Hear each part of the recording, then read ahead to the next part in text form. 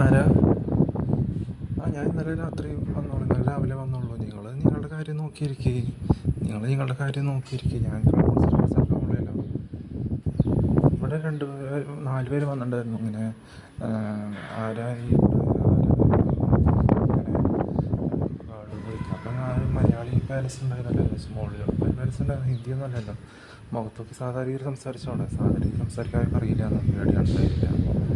മലയാളികളായിട്ട് നമുക്ക് സംസാരിച്ച് വരാമെന്ന് പറയുമ്പോൾ മലയാളികളായി ഞങ്ങൾക്കാണ് നാണക്കേട് എന്നല്ലേ, നിങ്ങൾക്കല്ല നാണക്കേട്. മലയാളിയായിട്ട് മലയാളി പാരൻസ് ഉണ്ടായിട്ടും മുഖത്തേക്ക് സംസാരിച്ചല്ലേ ഞാൻ.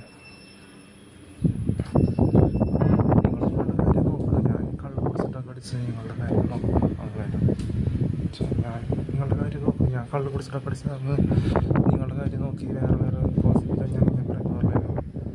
ഇവിടെ ഫോണിലൊക്കെ സംസാരിക്കണമെങ്കിൽ നിങ്ങൾ ചെയ്തിട്ടെന്താ കാര്യം? സംസാരിക്കണം. ഇത് പറയാൻ വേണ്ടി ഓർക്കേണ്ട കാര്യമാണ്.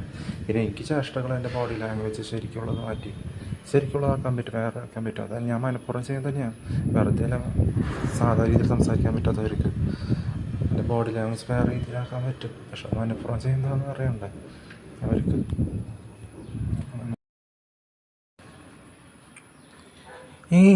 പെണ്ണൊന്നല്ല, ഞാൻ ക്രിസ്ത്യാനി. തിരിച്ച് പ്രതീക്ഷിക്കാണ്ട് പങ്കുവയ്ക്കുക, സ്നേഹിക്കുക.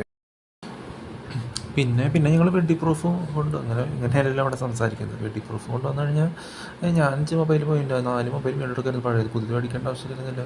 ഞാൻ ടക്കടിച്ച് കുറച്ച് ഗോസിപ്പ് ചെയ്യാൻ പറയാനുള്ള എനിക്ക് ആവശ്യം വേണം അയാളെന്ന് കയ്യിൽ വയ്ക്കാൻ.